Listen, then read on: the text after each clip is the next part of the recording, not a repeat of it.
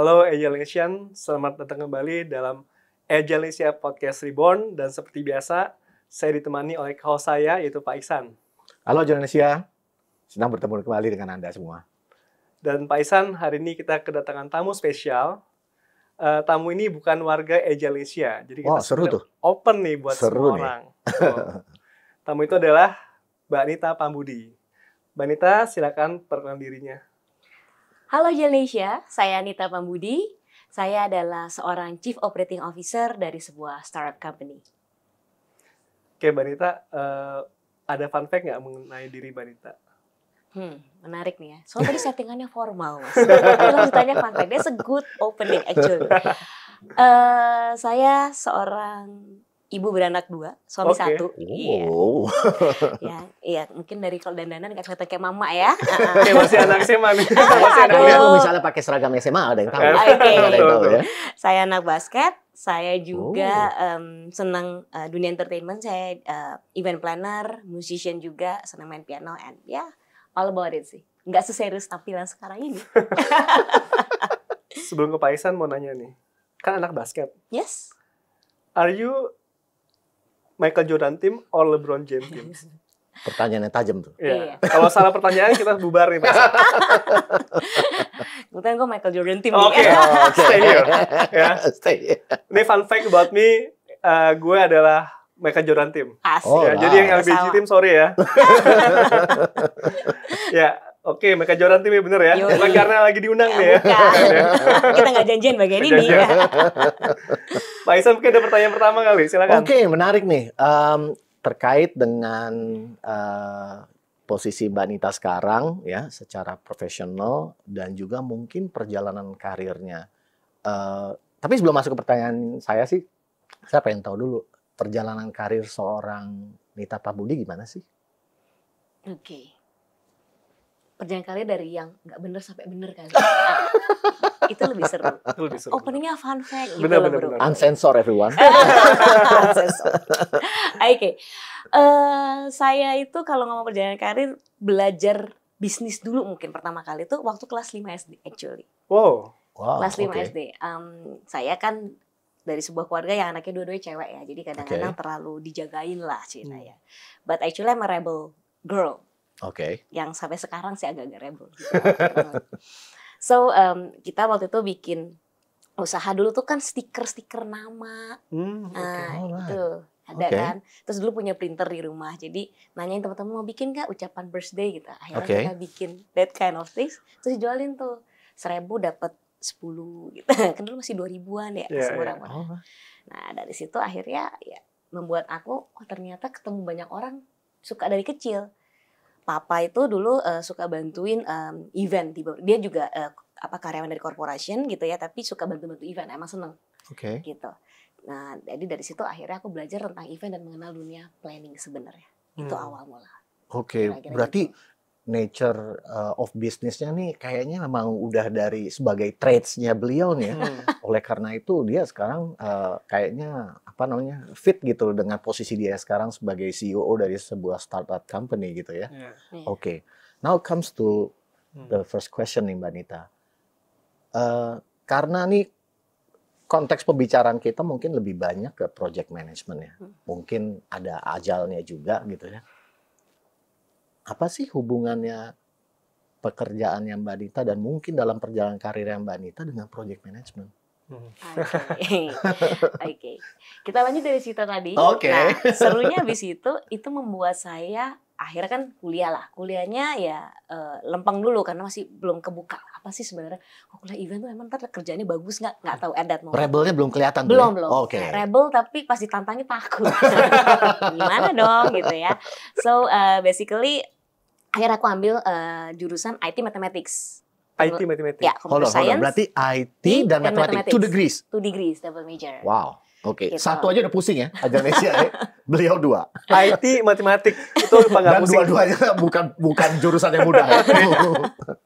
Nah, baru dari situ ada kesempatan akhirnya ngambil bisnis. Ambil bisnis. Nah, karirku akan bermula dari situ tuh. Nah, mulai masih mencari sebenarnya. Jadi awal-awal benar-benar coder, benar-benar bisnis analis sambil engineer lah di sebuah company di awal tuh seperti itu. So jadi pernah gitu ya, jadi coder bener-bener gitu pernah Bener-bener pernah. Wah, oke. Pernah bikin coding, sampai creeping kabel untuk urusan PABX telepon waktu itu gue pernah. Iya, begadang ganti sistem gitu ya, go live di akhir tahun di kantor tuh pernah. Oke. Gitu. Jadi itu aku lakuin. Itu belum mikirin project management karena kantor, project management demennya tuh kayak event, bikin acara Sweet Seventeen sama teman-teman, bikin wedding singer sama teman-teman, tapi ya lepas, nggak ada hubungannya sama sekali. Justru bukan yang di technicalnya ya, maksudnya kayak korelasinya dengan project management tuh bukan yang technical aspek gitu, enggak ya? Enggak, menarik emang seneng aja kayak. Menarik ya. Aku bahkan nggak tahu tuh namanya project management. Ini kan, by nature udah tahu mindset project management. Iya, ini menarik sekali. Iya. Hari ini kayak aku yang belajar banyak nih dari kakak-kakak. Iya, jadi ya senang aja duit gitu. Jadi awalnya ya taunya karena kalau kantor ada acara tuh pasti pengen involve. Kayak gatel kalau cuma diem aja. Oke. Nah terus dari situ akhirnya mencoba beberapa hal tuh.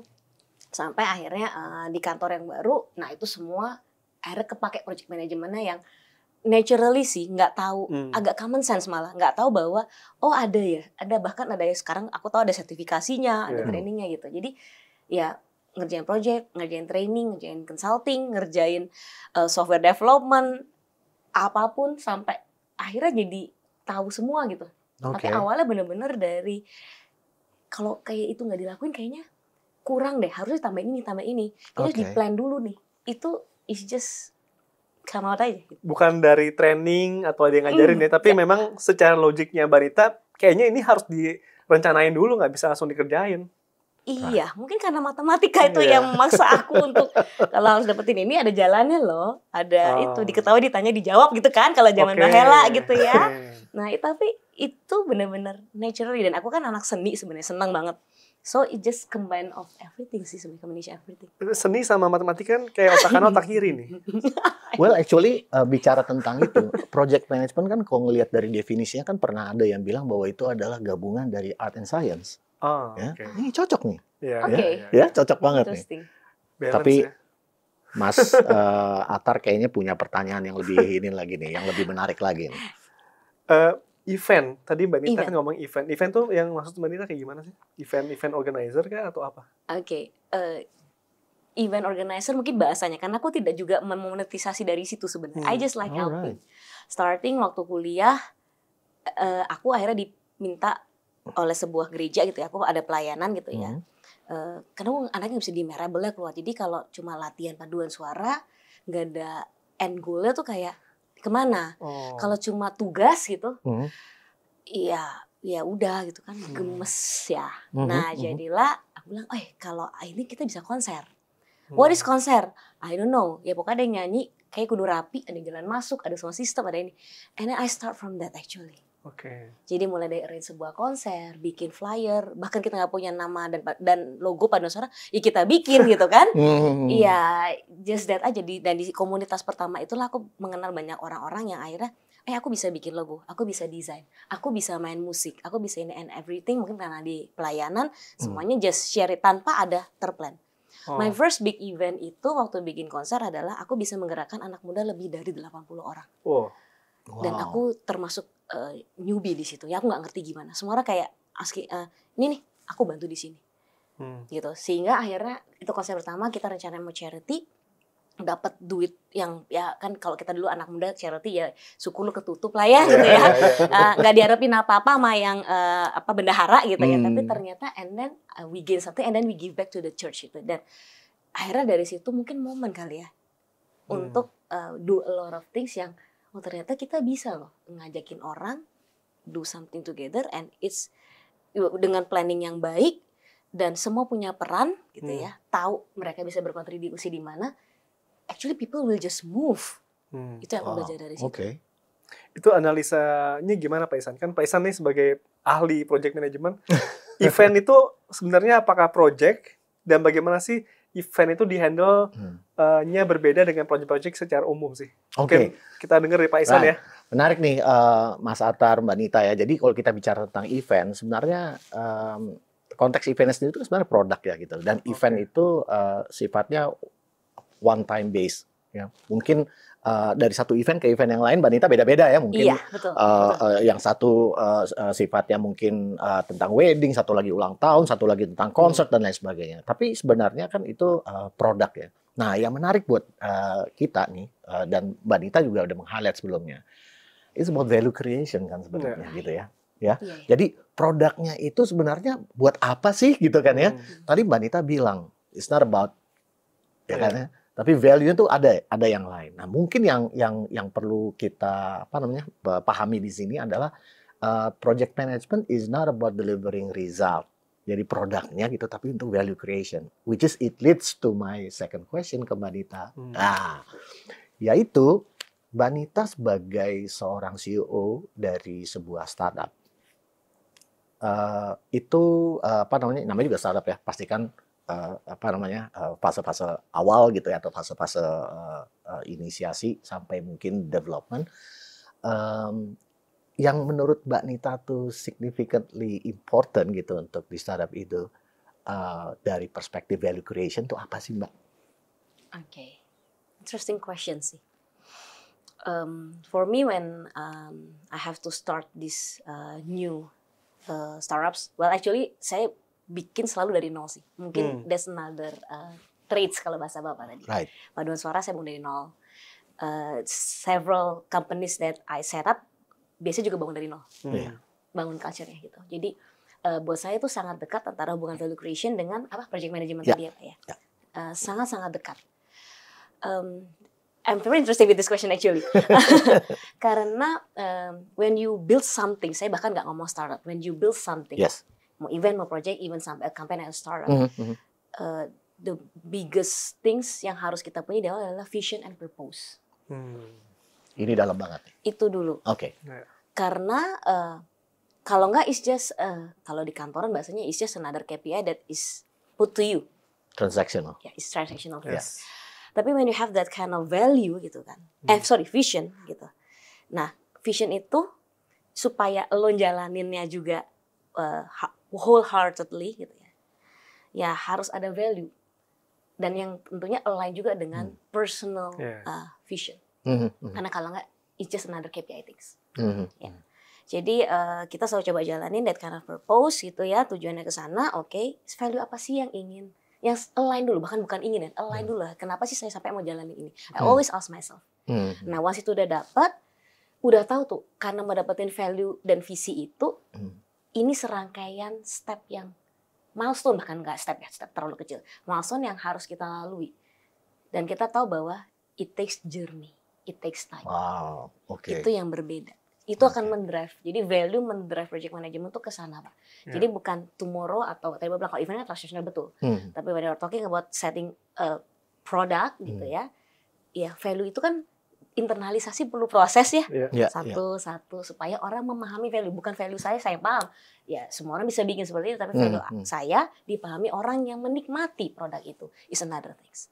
Nah, project management bermain di situ dalam kacamata saya. Menarik nih, Mas Atar. Menarik banget. Mau nanya nih sebelum nanti kita ngomongin ke startupnya Mbak Nita. Boleh di-sharing nggak ke Agilation juga ya? Startup ini sudah berapa lama berdirinya? Bergerak di bidang apa? Kemudian mungkin brief introduction mengenai startupnya. Kurang lebih itu dulu mungkin Mbak Nita ya. Biar teman-teman Agilation tahu nih ya. Startupnya seperti apa? Silakan. Thank you Mas Atar. Tadi kayak kesannya misterius banget. Iya. Apa nih? So basically hi Agilation again gitu ya. Startup ini itu adalah sebuah edutech lah ya. Sebuah edutech di mana kita mau coba build sebuah platform pelatihan berbasis kompetensi. Tetapi kita bisa kaitkan dengan credit earning, karena kan sekarang ada istilah merdeka belajar, gitu ya. Jadi bagaimana kita selalu bilang ada yang namanya beberapa pilar government, education, training center atau industri gitu ya, bekerja sama dengan all the community gitu. Ya we build in this startup. Karena kami percaya pelatihan dan pendidikan itu adalah hak semua orang untuk mendapatkan akses. Values. Value lagi. Right. sorry, orang-orang kan dengar startup mikirnya tuh mungkin sebagian besar dari kita lagi dibangun nih. Apakah sedang dibangun atau sudah dibangun, Mbak Anita sebenarnya lagi running startup ini atau apps ini mungkin? Oke. Startup ini dibangun dari 2020, jadi tahun ini tahun keempat. Tahun keempat gitu ya. Tetapi, well, again, when you want to have your purpose, you need vehicle, you need tools. So you need investors. Yeah. At this moment kita ada collaboration dengan satu holding company yang juga di bidang edukasi. Nah, sehingga akhirnya visi yang sama membuat kita bagaimana bisa berjalan beriringan. Oke. Satu lagi nih sebelum ke Pak Ihsan ya pertanyaannya. Kan udah baru 4 tahun nih ya. Baru 4 tahun. Dan tadi kan Mbak Anita menyampaikan visi. Tapi kalau Mbak Anita membangun suatu startup, nggak mungkin sendirian dong. Pasti ada tim. Bagaimana Mbak Anita bisa membuat tim yang on board dengan Mbak Anita tuh punya visi yang selaras dengan visi yang Mbak Anita tadi, kita ngomongin value, bahkan ngomongin pendidikan hak semua orang lah gitu. Itu bagaimana bisa menurunkan visi itu kepada timnya? Oke, thank you. Actually saya nggak bangun ini sendirian. Dari awal, ya kalau sekarang sebutannya startup ada co-founder, tapi karena kita juga relate dengan holding, istilah-istilah itu menjadi sedikit berbeda ketika di lapangannya. So kita berawal dari sekitar 4 orang kalau nggak salah, 4 orang teman-teman yang dalam kita sebenarnya dari karyawan holding ini sebenarnya. Actually kita dari karyawan holding ini. Kita ketemu, kita ngelihat bahwa ada satu yang sesaat sebelum pandemi sepertinya harus dibangun gitu supaya bisnis pelatihan kita yang sudah berjalan lebih dari 10 tahun gitu ya, it still can run. Actually dari ide sederhana. Tapi dari sini akhirnya kita pikir harus online nih, makanya kita serius ini. Dari 4 ini ada perubahan tim dan segala macam, bertambah berkurang. Nah, akhirnya sebenarnya tinggal berdua yang memang masih menjaga visi ini. Gitu. Nah, terus kita bangun ini bersama gitu ya. Sehingga yang kita lakukan adalah kita selalu alignment dulu. Dan it is a very good question karena when somebody from the holding come distraksi untuk keep on track, to keep the purpose and to keep the value itu challenging. Sehingga kita sangat rutin untuk minimal kalau sekarang 2 minggu harus ketemu untuk keep track on kita kesana, gue akan lakuin ini, gue juga akan lakuin ini. Yang lo lakuin hubungannya kesana apa? Kita selalu challenge each other. Karena motor penggeraknya biasanya di sini, gitu kan. Ketika kita udah bergerak, gitu kan, dan ketika kita sepakat, karena ini again kita ada holding yang kita berjalan bersama, we also update this to the holding. Karena kita ke bawah itu biasa, karena ini kan agak berbeda, tipikal ketika you are startup and then somebody invest on you, it's not totally, lo bisa putusin sendiri lah kira-kira. Nah, ada hal yang lo juga harus komunikasikan dan kita alignment dulu juga dengan atas. Kita kan jalan begini, is it still on your track to achieve, apakah cara kita masih align with your vision juga gitu. Pas ini udah deal sama, baru kita ke bawah. Memang agak sedikit tricky, tetapi ini yang menarik Mas. Untuk nyamain vision itu bahkan bukan ke bawah dulu, tapi kita ke atas dulu nyamain. Bukan atas ya, peers lah ya. Strategic partner actually. Nah setelah ini udah sama, baru kita ngomong bahasa apa. Jargon apa yang mau kita sampaikan ke bawah. Narasinya pun sampai kita atur Pak. Menarik nih. Iya, karena narasi itu yang akan membuat kita punya internalisasi yang kecepatannya bisa kita atur. Itu kita, nah again balik ke project management. Aku juga belajar dari project management sih, bahwa a good leader biasanya harus can deliver the vision kan. Tapi deliver the vision itu punya cara. It's not only you talk in a town hall and then berharap everybody ngerti gitu ya. Nah kalau kami punya misi, mas visinya sama. Kalau kita punya office sendiri, even kalau ini ekstrim ya. Kalau kita punya security sendiri atau bahkan OB sendiri, even they have to understand. Jadi alignment-nya sampai even bukan core karyawan harus satu frekuensi ya? Iya, karena itu penting. Karena again di dalam kita juga harus berinteraksi dengan visi yang sama, bukan hanya kita produk kita ke orang lain. Tapi produk itu kan juga kita nikmati dong. Kenapa harus selalu keluar? Betul. Ya itu sih yang berbeda. Jadi tipsnya 2 minggu sekali at least harus review alignment-nya, terus juga ke holding tadi disampaikan ke holding harus disamakan juga strateginya, dan kemudian untuk bawahnya kita cari kata-kata yang lebih mudah dipahami, lebih relatable dengan mereka gitu ya. Exactly. Wah, menarik nih. Berbicara tentang alignment, kita kan berbicara tentang ya namanya organisasi ya. Organisasi baik itu organisasi bisnis gitu atau organisasi project gitu. Itu kan terdiri dari beberapa stakeholders ya, which is salah satunya adalah timnya Mbak Nita nih gitu. Menurut Mbak Nita nih ya, kan yang namanya stakeholders pasti punya ekspektasi yang beda-beda dong gitu. Yang satu maunya mungkin yang penting duitnya return gitu. Yang satu lagi kita maunya produknya harus bagus. Yang satu lagi saya maunya KPI saya tercapai dan sebagainya. Memanage expectation tersebut dalam atau sebagai bagian dari proses alignment tadi, menurut Mbak Nita tantangan yang paling besar apa sih? Oke, thank you. Actually saya pernah ada di posisi itu dan saya bingung. Tapi somebody who is chosen by my to be my business mentor. Actually saya juga ada seorang business mentor yang luar biasa gitu ya. Oke. And she's a C juga. Jadi kita memang cewek-cewek alpha kali ya. Ya. Balik lagi ke purpose, Pak. Ini menarik karena saya bergumul dengan ini kurang lebih sampai 1 bulan lebih untuk getting this right mindset on me dulu. Jadi what I do is proposal ke sana kan. Oh, ada investor minta A. Oh, tim produkku minta B gitu kan. Oke. Untuk saya tetap ke sana, this is the tools that equip me actually. Jadi saya nggak melihat itu sebagai demand. Ini again mindset, Pak. I change this. I change everything. Kalau enggak, semua I put everything on my shoulders, Pak. Which is itu akan menjadi lebih pressure buat Mbak Nita lebih berat lagi ya. Itu udah pernah kejadian di saya sehingga it comes to sesuatu yang tidak menyenangkan dalam hidup gitu kan. Tapi saya mencoba gimana caranya when everybody asks for atau demanding, gue nggak stres. Itu prinsipnya aku coba dan susah sekali mencari formula itu. Sampai aku ketemu di business mentor, she helps me a lot. Dia cuma bilang bahwa no, that's the tools. Kenapa? Because they do their job. They do their job. Kenapa lo harus pusing? PR kita adalah ya udah, kalau orang pada mau begini, tanya lebih detail. Kapan? Menurut kamu cara kamu harapkan seperti apa? Atau investor, fresh money dengan cara apa? Apakah hanya dengan yang selama ini gue lihat atau ternyata bisa more than that, pokoknya berarti bisa ke sana.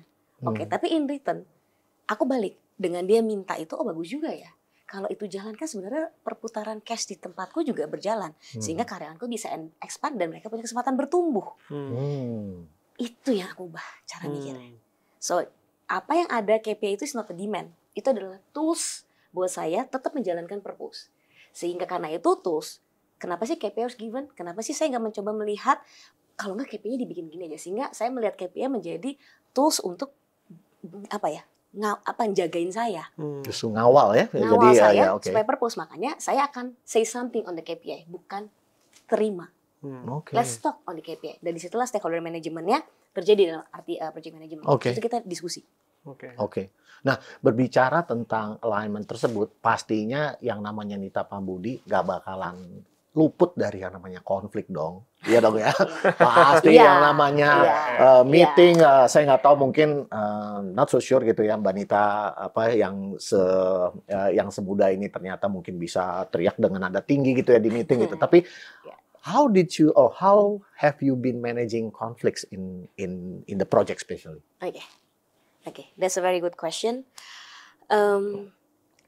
Saya itu sebenarnya anti konflik dari dulu, gitu. Menarik. Tapi along the way, saya jadi switch, bukan akhirnya mencari konflik, tapi positioning sebuah startup adalah selalu mendisrupsi. Ketika mendisrupsi, the first thing first, bahkan boro-boro mendisrupsi environment gitu kan. Mendisrupsi pola pikir saya sendiri. Menarik. From within berarti ya? From within. Kenapa? Karena saya tahu yang kayak gitu tuh harusnya. Enak, udah tahu. Tapi untuk ke sana, equipment-nya segini nih. Nah sekarang startup nggak bisa segini kan. Nah saya harus ngecilin. Ngecilin ini saya butuh orang. Nah kalau udah orang-orang itu yang bantu saya, kenapa harus konflik? Itu tuh aku pasang. And then yang kedua, berusaha karena saya tadi agak cewek alpha gitu ya. Saya tuh biasanya tipenya nggak mau dengerin. Maunya ikutan ngomong. Ya, tapi at the end of the day, aku sekarang supaya ada aktivitas, nggak ngomong, catat lah gitu. Jadi ada yang somebody ngomong, saya catat. Entah ngetik, kalau ngetik aku akan ngomong di awal biasanya. Saya tuh tipe nyatetnya ngetik, saya ngomong dulu. Saya modelnya ngasih supaya orang nggak ngerasa dia dicuekin karena saya pegang handphone. Kan orang-orang sekarang kondisi seperti itu. Jadi saya bilang saya nyatetnya di handphone ya, saya izin. Atau saya buka laptop tuh tujuannya saya nyatet gitu. And I really close everything supaya saya nggak terdistract. Nah di situ akhirnya mencoba untuk melihat dari berbagai sudut pandang. Karena saya tuh nggak bisa diam kan, ini mikir. Jadi daripada saya mikir, ini gerak, terus ini ikutan nyaut, saya coba untuk ngerem dengan mencatat. Itu. Nah setelah itu udah, saya dengerin. Nah waktu nyatet, karena mungkin saya kebiasaan mikir paralel ya, memang ini ada bagus ada enggaknya. Saya langsung grouping tuh, karena kalau nyatet di notes kan enak kan. Cut-paste, grouping. Oh yang dia omong itu sebenarnya ini. Cuma cara ngomongnya begini, cara ngomongnya gak enak, gesture-nya mungkin gak enak. Gak enak karena buat saya, karena saya biasa temenan sama yang halus-halus. Kalau ketemu sama orang yang dari negara lain atau provinsi lain yang memang lebih direct ya emang caranya beda begitu, dia punya cara lain. Itu saya terus tanamin. Sehingga sejak saat itu ya intinya nggak baper dulu lah. Terima dulu, dia mau ngomong apa sih sebenarnya. Jadi saya dengerin ada dia mau ngomong apa sebenarnya dengan segala gimmick-gimmick yang disampaikan, pasti dia cuma mau ngomong 1 atau 2 menit sebenarnya. Nggak lebih dari itu. Gitu. Menarik nih. Sebelum saya kasih ke Mas Atar berbicara tentang konflik. Ada teori di dalam project management mengatakan konflik in project management is inevitable, tidak bisa dihindari, gitu ya. Menurut Mbak Nita, konflik itu sebagai booster atau sebagai blocker? Ada orang yang bilang, Pak, nggak ada masalah, nggak ada hidup. Catat aja Indonesia. Catat aja Indonesia. Jadi kalau buat saya konflik is a booster. It's a booster. Oke. It's a booster karena it asks you to think. Dan dengan berpikir ya kita masih hidup karena masih dikasih kesempatan untuk berkarya di situ kan. Tapi kalau blocker, kalau kita udah ngomong blocker, gesture, pola pikir, cara jawab is a blocker. Alright. Ngefek ke sikap kita juga sikap ya. Kita. Benar. Tapi kalau ke booster kita bilang, oke, sekarang lu nyebelin bro. Tapi bro siapa nih? Bro siapapun itu yang ngajak ngomong gitu ya. Tapi gimana ini jadi sebuah challenge. Makanya aku nggak pernah ngomong bahwa ini adalah blocker tapi is a challenge. And selama challenge ini kalau kita bisa solve, kita bisa tetap get the purpose, again the value, ya we will solve it. Alright. So jadi Agelnesia, kalau misalnya Mbak Nita Pambudi adalah superwoman, konflik itu bukan kryptonite, jangan salah ya, gitu. Karena justru membuat Mbak Nita lebih kuat lagi. Mas Atar. Ya tadi kan Mbak Nita ngomongin nyatet ya. Nyatet ya. Ini saya mau ngomongin dengan agile value gitu. Ada value kedua agile namanya working software over comprehensive documentation. Right. Dan yang manifesto ya itu Iya, ya. manifesto. Itu sering salah gunakan tuh Mbak Nita Pak Isan. Seolah-olah agile tuh nggak perlu ada dokumentasi. Kita kan agile, nggak usah ada dokumentasi. Jalan aja gitu. Jalan aja gitu. Okay. Tapi yang saya sering temukan adalah orang-orang dengerin tapi nggak pernah nyatet dan merasa semuanya keinget. Itu menurut saya pemikiran yang sangat salah. Gitu. Jadi agile itu sebenarnya adalah kita nyatet untuk apa sih? Untuk memahami customer kita butuhnya apa. Jadi yang tadi Mbak Nita sampaikan itu adalah listen to respond. Listen to understand. Ada istilahnya ya? Ada istilahnya. Listen to understand. Jadi kan agile itu kan adalah feedback driven system. Ya kan kita bukan plan driven system, kita feedback driven system. Untuk dapetin feedback kita harus memahami feedbacknya itu apa. Nah kadang-kadang kita cuma dengerin doang, nggak dicatat, akhirnya lupa. Dan kita nggak tahu mesti apa yang kita perbaiki.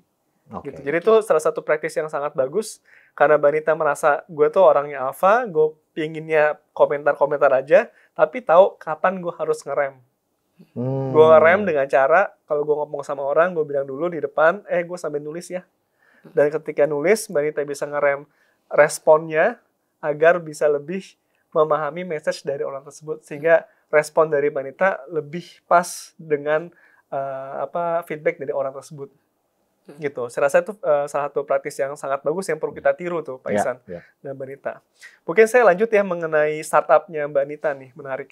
Karena kan startup itu serba kepepet. Ya, tadi. Soalnya kenceng. Ya, lainnya kenceng. Jadi Agile Nation yang namanya startup itu sangat identik dengan agile. Nah, saya nggak tahu nih, apakah Mbak Rita ketika membangun startup intentionally tahu environment-nya environment agile, gue harus manage company ini, startup ini sebagai secara agile. Nah, pertanyaan saya adalah apakah Mbak Rita aware mengenai hal tersebut? Atau along the way ketika Mbak Rita membangun startup ini, baru, cara kerja agile mungkin yang lebih pas.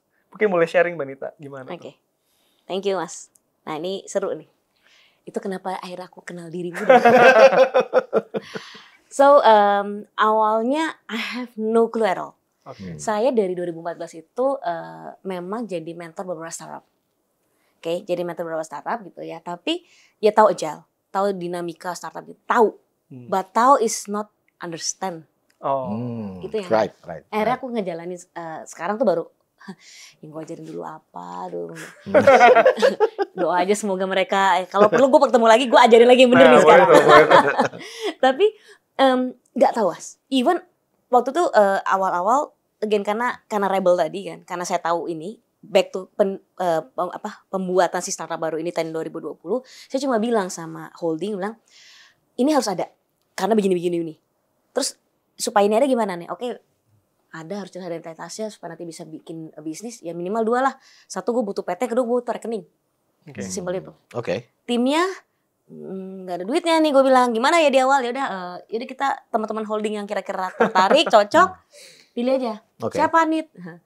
Tahu juga yang teman-teman gue dulu deh, yang minimal kerja bareng tahu. Jadi minimize the constraint ya.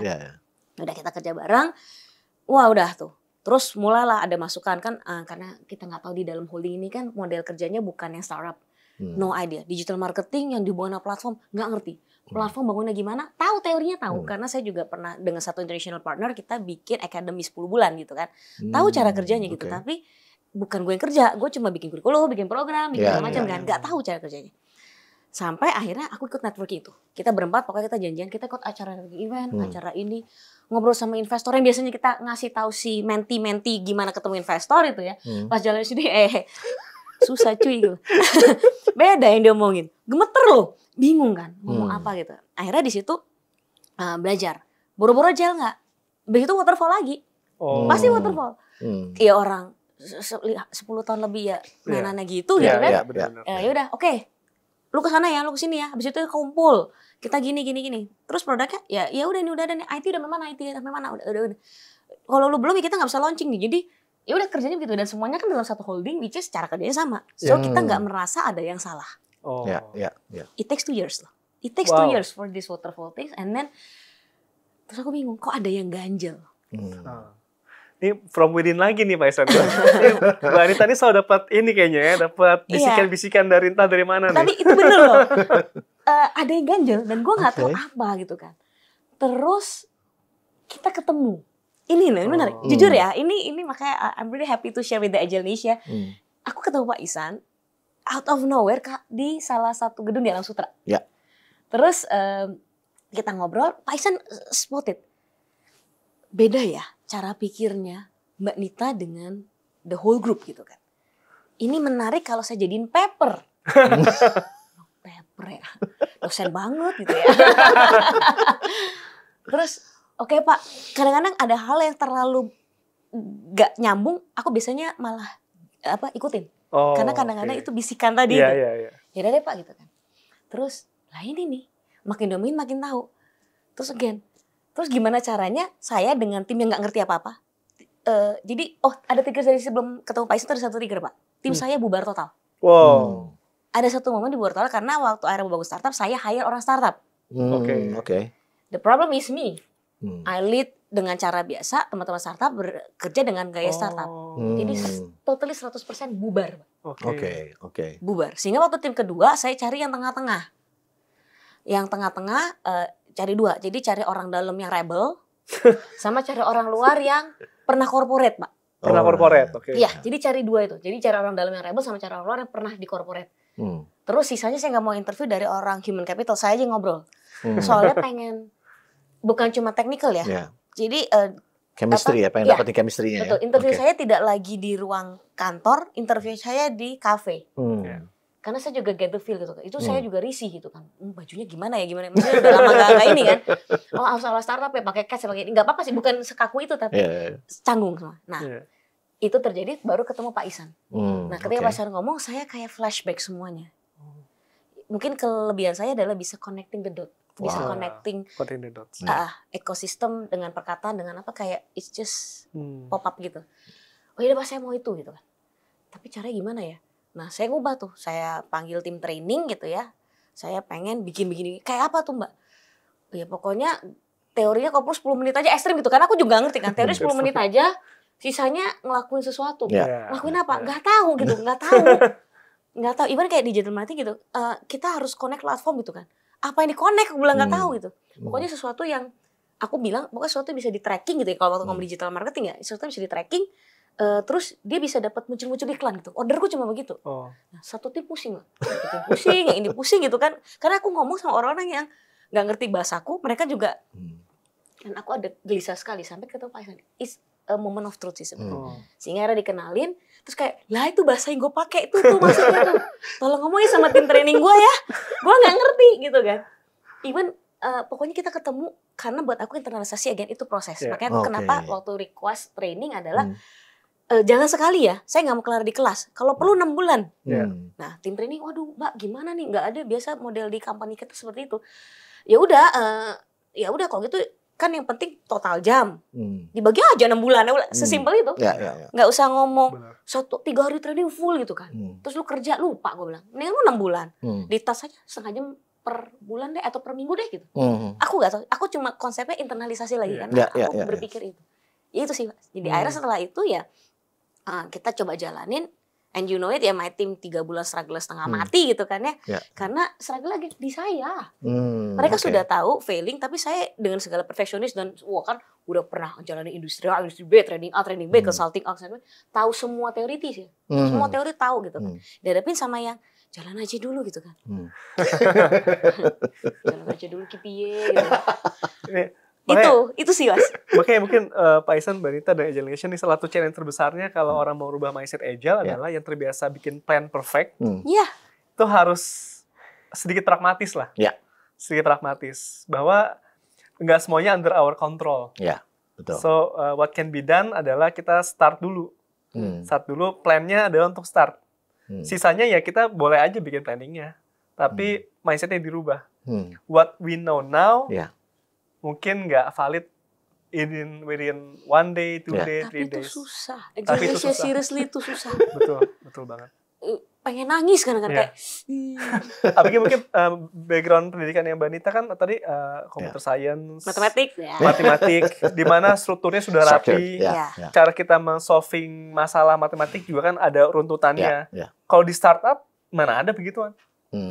Ya kan kita harus dinamikanya tinggi. Makanya Mbak Nita berarti harus kreatif kan ya. Dengan aturan-aturan corporate yang sudah existing, sudah dianut berpuluh-puluh tahun, Mbak Nita harus mengintroduce atau mendisrupsikan itu semua kan. Itu ada kisah menariknya nggak sih Mbak Nita bagaimana mendisrupsi corporate yang sudah terbiasa dengan style seperti itu? Boleh cerita atau nggak boleh cerita nih? Boleh, tapi aku sampai agak mikir dikit. Maklum kita korek-korek aja nih Mbak Isan ya. Spill, biar di-spill terus nih. Cerita serunya tuh super banyak masalahnya. Super banyak ya? Super banyak sampai kadang-kadang kalau sekarang flashback tuh geli-geli lucu juga sih. Karena sebenarnya ya kalau singkat cerita itu sebenarnya gue tuh juga di posisi mereka gitu kan. Tapi gue harus ngomong dari sisi yang berbeda. Karena gue tahu kenapa mereka melakukan itu gitu. Ceritanya banyak. Jadi waktu awal dapat lah ya ini fun gitu kan, dijalani gitu kan, mau gimana gitu. Dulu nyari-nyari, pas dapat bingung loh. Kumpul dari mana ya? Aduh. Tapi akhirnya kita lihat sistem. Harus ada apa? Kita kan again startup yang udah punya pengalaman kerja sebelum, jadi kita tahu kan, oke, harus pertama dari dulu prinsip aku adalah bangun sistem. Bukan lo jago sendiri, lo ini sendiri, bukan, tapi bangun sistem. Oke, bangun sistem, aku petain gitu ya. Nah ini mulai jalan tuh project manajemen, aku mulai gambar-gambar. kaitan kemana aja. Oh ada harus diskusi terkait misalnya finance, harus diskusi legal, human resource, operations, baru ngomong di atas fondasi lagi ada IT things-nya gitu, technology things-nya, baru on top of that produk, sales marketing dan segala macam. Nah, gue taruh di kertas, gue mulai dari mana? Akhirnya gue putusin, oke, apapun itu kita bangun fondasi tapi sambil jualan. Itu yang prinsip gue itu dulu. Karena semua orang sih, bukan ngomong orang Indo aja, harus ada quick win. Quick win harus gue jaga. Jadi waktu bikin financial planning lah kalau kita ngomong di startup, aku langsung put target apa ya, entah penjualan, entah user, entah apapun itu sifatnya memang economics things itu ya di depan. Itu sambil bangun infrastruktur. Karena beberapa hal mungkin karena aku dengan beberapa pengalaman dan aku tahu tim core-nya ini juga kuat. Yaudahlah nggak usah ada SOP dulu, tapi kita sama-sama jaga. Kita sama-sama jaga bottom line ini, kita jaga bottom line akhirnya. Sisanya jalan dulu. Karena dengan barang baru yang bisa ngatur kita cara berbisnis modelnya itu adalah buat aku adalah market. Yang tadi secara teori aku ngomong begitu, tapi lama-lama ya kalau marketnya nggak ada yang mau beli, terus gue bilang barang gue bagus, kekeh, itu nggak bisa. Sampai kapan gitu. Betul. Dan kalau orang bilang relevan, jangan baper. Ya emang nggak laku. Gitu. Kenyataan itu kadang-kadang mengecewakan. Iya, dan aku harus bilang, guys, yang 2 minggu lalu gue bilang di scrap ya. Tim IT udah begini, udah begadang gini, Ci, gini. Sorry, yuk beli pizza yuk. Gitu. Ya karena, karena nggak laku. Dan aku pernah ngelakuin itu 2 minggu benar-benar. Itu baper tuh anak-anak, tapi ya udah aku calm down dulu semuanya. Waktu motongnya juga ada cara. Ada cara. Tapi it happens sama, termasuk paling sederhana tuh aku ingat banget ya waktu kita harus membangun API dengan platform luar. Itu sesuatu yang unik gitu ya, karena di kita dengan holding company UAT itu everything. Tapi di dalam ketika sama orang luar kita mau UAT barangnya orang.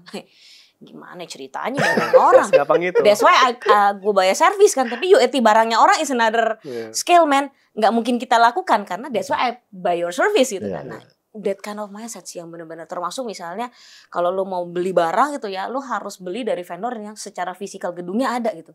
Lah orang di coworking semua. Dicek visibility study, validity-nya. That simple things yang awalnya aku marah terus kan. Karena aku salah terus. Aku dan tim, bukan aku dong. Aku dan tim salah terus. At some point, we have this kind of business mentor and then say, hey guys, there is nothing wrong. Kamu salah, disalahkan karena yang menyalahkan adalah orang yang punya SOP. So they do their work. Balik lagi loh ke situ. Balik lagi ke situ. Nah sekarang lo nggak punya SOP, tapi kan distandarkan ke sana. Sama kayak anak-anak sekarang ketemu oma-opanya. Dibilangnya ketika kritis berargumen dianggapnya kurang ajar.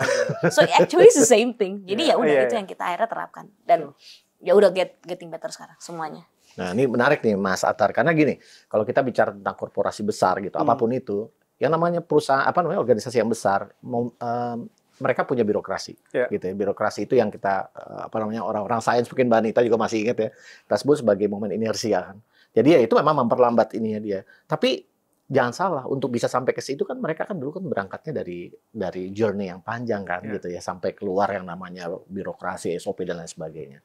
Sedikit saya boleh dikit ya bicara tentang teori ya gitu. Kalau tadi kita mau coba ambil insight-nya dari Mbak Anita Pambudi, yaitu gue nggak bisa ngejalanin sekarang, ngejalanin sesuatu yang mungkin ada kelihatan ujungnya harus kayak gini dengan kondisi yang sekarang.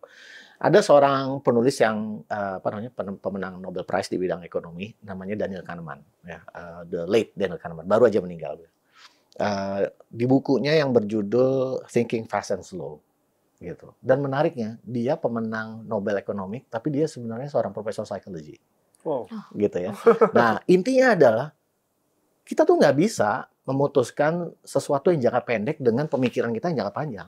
Ini bagus banget. Gitu. Bahkan sebaliknya, itu yang men-trigger satu cara yang berbeda di dalam agile. Yang makanya kenapa di dalam agile itu kelihatannya kok ngeklop banget, kena banget dengan kondisi startup gitu. Karena yang dituju oleh startup ini itu adalah kondisi-kondisi memang untuk short term, gitu. Jualan aja dulu gitu loh. Nanti kita beresin ininya nanti gitu. Dibandingkan kita punya perfect environment, punya platform yang keren, pas segala macam, begitu baru jual, sorry guys, gak laku lagi. Gitu. Nah, tapi, ini menarik ya nih, mungkin pertanyaan buat Mbak Nita nih. Mbak Nita sebagai seorang yang punya pengalaman di berbagai korporasi, sampai ditarik-tarik sama CEO-nya yang dulu, gitu. Bilang, kenapa kamu pergi ke sana? Menjadi seorang COO di bidang startup, it's a big change, ya kan ya? Gimana nih seorang Nita Pambudi melakukan change management? Nah. Ini topik menarik yang biasanya klien kami juga menanyakan sebenarnya. Alright, oke. Ya. Kalau dari saya selalu, my first statement always like this. Lu motornya? Iya. Lu motornya? Nanya 3 kali. Lu motornya? Iya. Ya udah. Siap susah ya? Itu dulu. Oke. Itu dulu. Karena gak ada turning back, Pak. Ketika kita udah step in, we want this.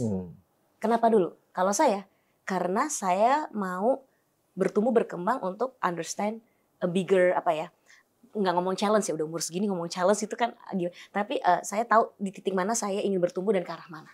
Saya tahu itu dan saya ngeliat vehicle saya adalah step in dari employee jadi CEO sebuah startup. Gitu ya. Meskipun dari dalam holding yang sama gitu, tapi it's just a big change. Jadi I put myself, saya mau. Dan saya langsung set risk terbesar saya apa? Saya jobless. Oke. Itu satu, berpikir di tempat yang sama di titik awal. Oke. Mindset kedua, lo siap ya bawa armada. Karena mereka orang-orang yang ingin bertumbuh, berkembang, plus mereka juga ada yang mungkin berkeluarga. Lo siap mental lo ya, bukan lo doang yang jobless nih. Lo siap mental juga, armada lo juga jobless. Itu yang membuat aku push day to day untuk maju. Wow. Oke. Karena itu yang membuat aku, kalau gue hari ini gak muter, troops gue gak makan. Itu dulu. Nah, ketika kita ngomong ke corporate, ini banyak sekali orang-orang seperti itu. Yang mengalami mereka kayak dijorokin tapi gak dikasih armada. I've talked this to the holding company juga. Karena aku pernah di posisi itu. Pak, saya ini bangun ini tapi gak di-equip apapun. Bukan cuma investment ya, itu one thing ya, tapi equity itu kan ya knowledge, teman, peers, nggak punya gitu. And the answer, ini mungkin almost all company yang melakukan transformasi digital have the same thing. Wow, oke. Cause we don't know. Simple. That's why we choose you. Yeah. Cause we don't know. If we know, then we run it by ourselves. Bener juga ya. Itu yang buat saya akhirnya, itu aku share ke teman-teman. Sehingga mereka akhirnya, iya juga ya. Ya udah, jadi aku harus self appreciate dulu. Gue gini bukan dibuang. Pertama gue minta juga. Daripada gue ngoceh terus, gue minta gitu kan. Gak semua orang punya itu. Atau memang ada yang ditunjuk, gak apa-apa. Berarti kan ada dilihat company, you are doing good gitu kan on that. Nah akhirnya, ya udah saya melakukan itu. Ya udah saya jalanin. Nah change management artinya itu. Karena udah tahu siapin semua, oke. Ini akan ada trouble. Nah itu project management jalan banget di situ. Di sini akan ada trouble. Risknya apa? Orangnya siapa? Balik lagi ke aktornya. Oh dia yang pegang decision. Saya selalu cari decision makernya siapa. And then let's talk. Bro, gue maunya mainnya begini. Akan nabrak lu di sini. Bahkan aku udah tahu. Change management saya di situ. Saya ngawal dulu. Saya nggak paksain tim untuk melakukan change itu. Saya ngawal dulu. Saya buka dari sisi top down-nya. Karena yang berantem biasanya di level bawahnya. Nah, cara mainnya begini. Dari kamu ada masalah nggak? Oh, gue akan masalah di sini. Supaya itu nggak masalah, apa yang bisa dilakukan? Gue harus ngapain dulu? Atau dalam berapa bulan pertama gue ngapain, lo ngapain? Itu aku buka semua titiknya dulu, Pak. Karena saya dari holding yang sudah tahu culture lama, cara kerja lama, which is good karena tadi benar. Itu kan dibuat karena untuk mengantisipasi berbagai risk yang ada. Which is has to happen like that. Perusahaan saya besar, startup akan melakukan di posisi yang sama, akan di titik yang sama. Jadi ya udah. Nah, yang aku minta diceritakan ke tim, aku cuma request ke semua decision maker ini adalah, please tell us the essential of that SOP, of that policy. Please let us know the essential of that policy. bukan polisinya apa, Iya. tapi why you make this policy, apa yang membuat ada barrier sehingga lu bikin ini. Setelah itu change-nya mulus Pak, karena esensinya kita tangkap, menjalankan esensinya kan caranya banyak. Benar. Kebetulan dia caranya ini. SOP-nya begitu. Di startup caranya mungkin berbeda, tapi esensinya dijaga sama. Kembali lagi ke purpose. Berarti ke purpose lagi. Iya. Oke, purpose ya. Mau nambahin ya, jadi memang yang sering orang nggak sadari ya, terutama perusahaan besar mau belajar agile, itu nggak akan pernah cukup mengubah mindset orang-orang atau aktornya yang akan menjalankan agile. Karena ketika mereka sudah tahu, gimana caranya agile, aturan perusahaannya yang belum berubah. Ibaratnya kalau saya buat analogi, kita udah beli mobil Ferrari, terus kita ngebut di tol, tetap akan ditilang. Kenapa? Karena aturannya maksimal sekian kilometer per jam, tapi Ferrari mungkin digeber 200-300 kilometer per jam. Buat Ferrari itu juga nggak berbahaya. Nah, makanya tadi Mbak Nita bilang, esensi aturannya apa sih? Kalau di Jerman kan Pak Isan mungkin tahu kan, ada Autobahn. Autobahn ya. Autobahn kan ada ohne Geschwindigkeitsbegrenzung kalau bahasa Jerman. Tidak ada batasan ya kecepatan, tidak ada batasan kecepatan. Tidak ada batasan kecepatan. Ya digeber, ada masalah gitu. Karena aturannya dicabut karena dianggap nggak berbahaya untuk ngebut di jalur tersebut gitu ya. Jadi Mbak Nita cara menghadapi situasi itu adalah ya ditanyakan esensi aturan itu apa sih. Banyak jalan menuju Roma. Kita nggak mesti mengikuti SOP ini untuk mencapai ke sana. Tapi banyak perusahaan atau banyak karyawan-karyawan ya udah dia nggak begitu paham purpose-nya apa. Aturan yang begini ya udah gue jalanin aja. I do my job. Gitu. I do my KPI kalau bahasa tadi Pak Isan ya. I do my KPI. What for? I don't know. I just do my job. Just do my job. Gitu. Kemudian Mbak Nita, mungkin kita ngobrol sedikit. Gue boleh nambahin bagian itu nggak? Boleh. Ada yang menarik. Jadi ada satu kondisi yang this holding pun open mindset dan memang dia mau berubah. Oke. Ini satu, bagus nih. Wah, ini jarang nih. Satu key points yang saya harus highlight di sini. Ketika kita ada review investment and everything else, they ask me to put a slide yang isinya adalah lesson learned terkait HC, finance, legal. Mana yang berbeda dan kenapa dibedakan? Wah. Ini yang sering missing nih. Ini luar biasa. Makanya I have to highlight this. This is a very good movement ya yang jarang sekali. Kadang-kadang kita kan cuma laporan investor, aduh ini penjualan begini, udah siap berbagai narasi ngaku dosa semua gitu ya. Ya namanya juga startup gitu ya. Tapi this guy is totally different. Dan dia bilang, loh kan waktu kamu mau jadi motor, kita juga mau memberi opportunity itu. So there is an opportunity back atau feedback yang secara holding bisa belajar. Ini yang luar biasa. Ini yang luar biasa buat saya dan mungkin bisa ditiru banyak korporasi bahwa you put that bukan cuma sekedar biar berinovasi, titik. Ya, kenapa ada ya untuk inovasi perusahaan, tapi lesson learn apa di balik itu yang emang lo mau sehingga itu dimonitor. Ketika lo mau, lo akan monitor kok. Itu yang mungkin itu satu yang luar biasa yang menarik sih. Jadi agile mindset itu sendiri sebenarnya nggak cuma buat software development ya, Pak Isan ya? Bukan. Definitely bukan. Agile mindset itu bisa dipakai buat segala hal, termasuk bagaimana kita running suatu startup company gitu kan, mungkin Mbak Nita ya. Mungkin izin saya mau nanya satu hal nih, di luar startup agak sedikit personal. Ini kan Mbak Nita banyak banget ya aktivitasnya. Tadi kan jadi pengurus gereja mungkin, suka seni, suka olahraga. Ngejain startup pula gitu. Punya anak dua juga. Ngajarin sendiri ya. Pertanyaan saya adalah, what is your biggest battle dalam menghandle itu semuanya? Ada sebuah kejadian yang membuat saya memaknai hidup berbeda. Di 2018 saya dapat sebuah challenge, I got cancer actually.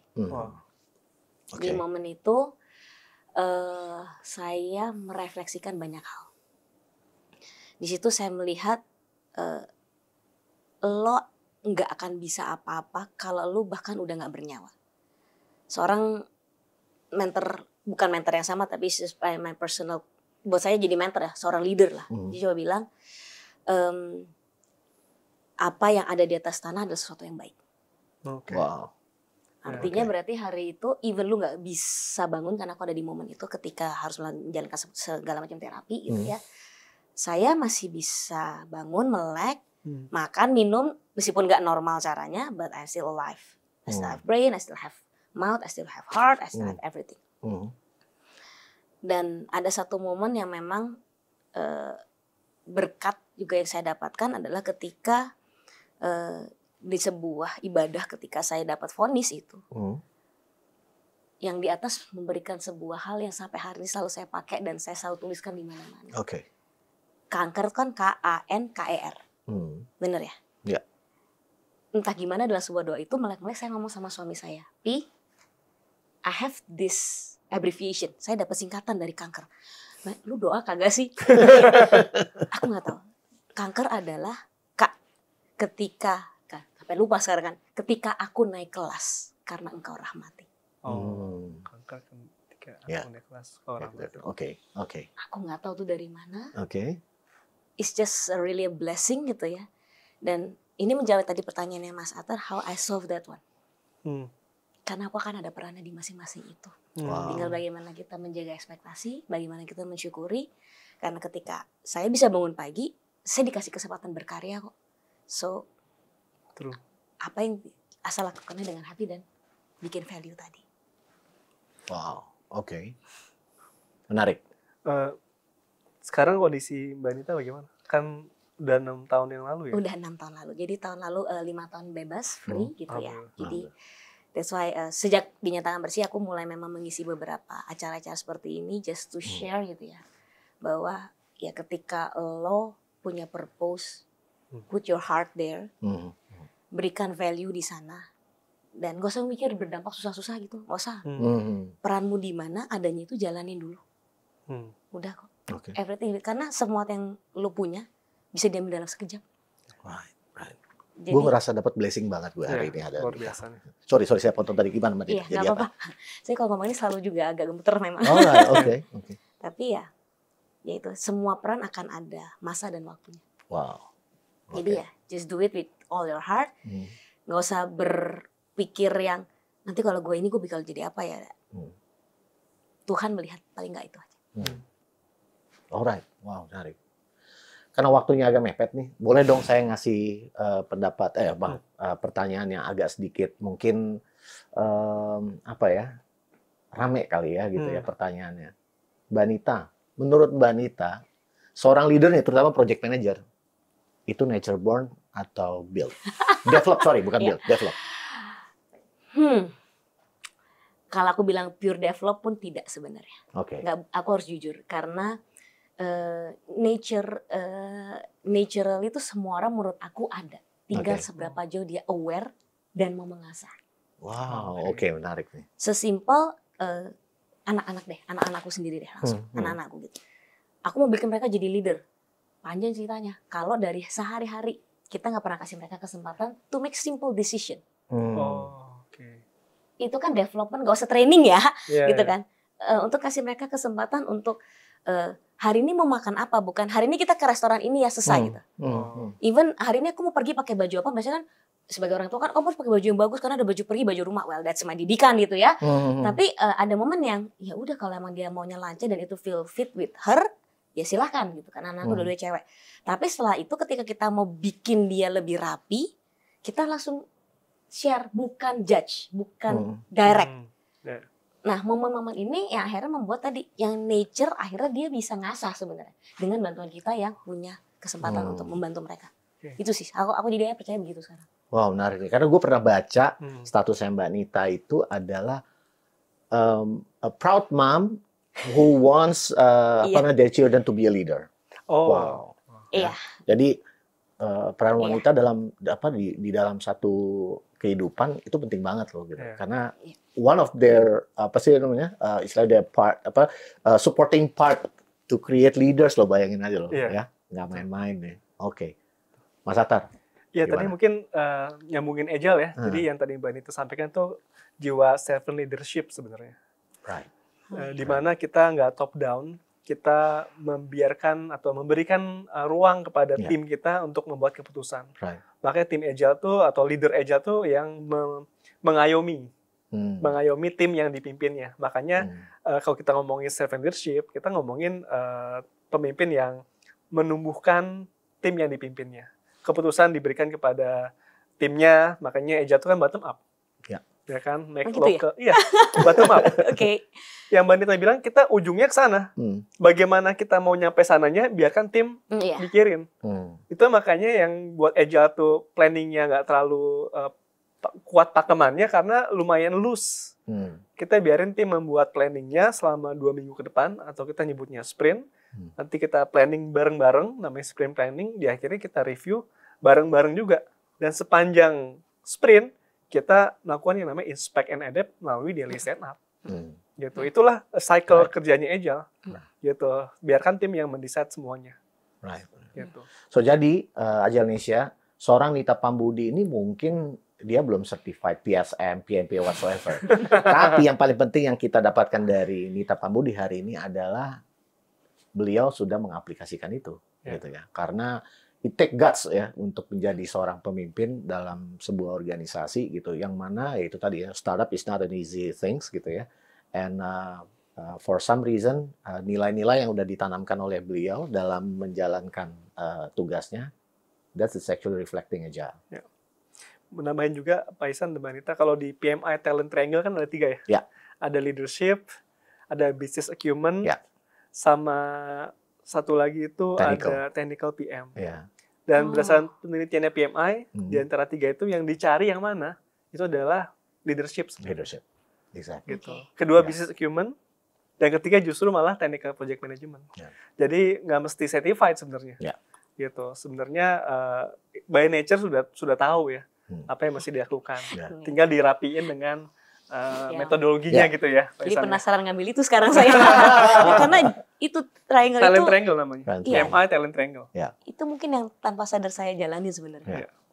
Seperti di podcast kita yang pertama ya. Jadi certification itu it doesn't make a good project manager, Mbak Nita, tapi make a good one better. Oke. Up to you, Mas. Ya, mungkin waktu sudah hampir selesai juga ya. Mungkin closing statement ya dari Mbak Nita atau Pak Ihsan. Mbak Nita dulu kali Mbak Nita dulu. Iya, Mbak Nita dulu dong. Oke. Karena diskusi banyak, jadi saya agak lagi mikir. Karena enaknya ini ya. Tapi buat saya related ke project management,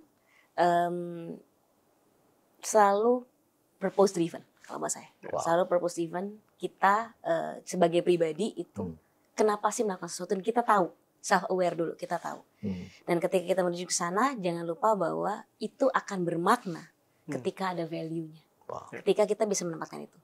Dan lakukan itu dengan segenap hatimu, karena ya iso kudu iso setelah itu.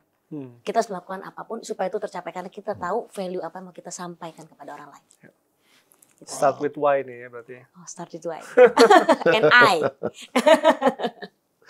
Oke, dari saya Mas Atar ya. Jadi Agile Indonesia, apa yang kita dengar dari Mbak Nita Pambudi ya, seorang Nita Pambudi ya, mother of two, dengan segala macam kegiatannya, dan mungkin saya even forgot gitu apa aja tadi gitu, masih menyempatkan diri hari ini untuk datang ke podcast ini untuk memberikan value-value yang dia sudah lakukan gitu ya. Terlepas dari sebutlah seorang Nita belum pernah mungkin mendapatkan sertifikasi project management, tapi it take guts loh untuk mau share seperti ini. So, saya menganjurkan ya teman-teman Agile Indonesia untuk keep on learning, keep on sharing, ya, keep on letting the world know gitu bahwa ada sesuatu yang bagus dalam hidup ini yang bisa kita share ke orang lain ya. Iya. Oke, Mas Atar. Oke, makasih Pak Ihsan, makasih Mbak Nita atas bincang-bincang podcastnya. Kita pisah di saat ini. Mudah-mudahan kita bertemu di kesempatan lainnya, Mbak Nita. Amin. Semoga sukses untuk kegiatan-kegiatannya. Semoga sukses memberikan value-value kepada lingkungannya. Amin. Oke, Agile Nation, kita cukupkan sampai di sini. Kita bertemu di sesi berikutnya. Terima kasih, Agile Nation. Bye, Love you, Agile Agile Indonesia. Indonesia.